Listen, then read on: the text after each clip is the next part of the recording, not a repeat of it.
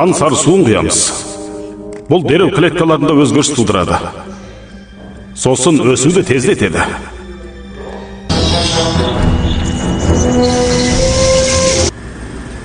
Стак мырза, дәрежесі қандай болды? Дәрежесі 100%. Өте жақсы.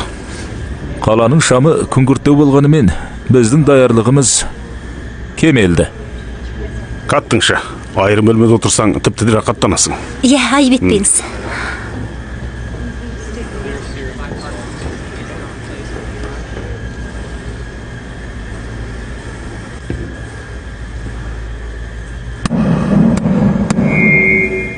Естілді ме?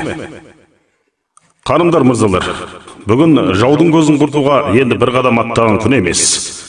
Қайта бейбітшілікке бір қадам аттаған күн.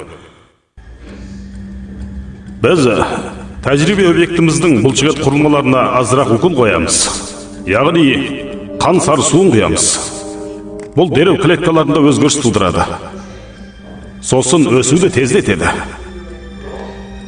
Өйті сәулесіне тәжірибе объектіміздің денесін саламыз.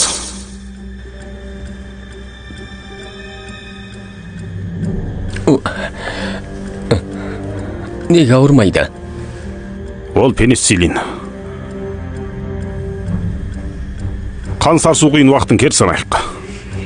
5, 4, 3, 2, 1.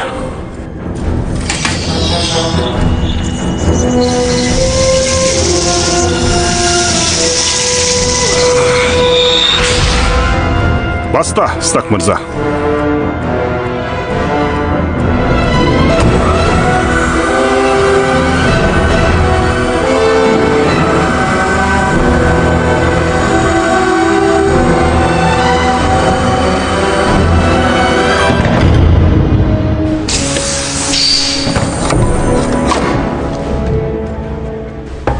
Стефан, естідің бе?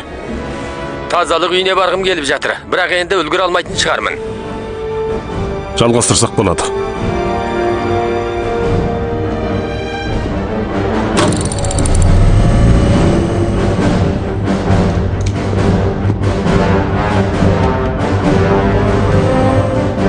Он пайыз, 20%, 30%, 40%. Тірлік белгісі қалыпты. 50%, 60%, 70%.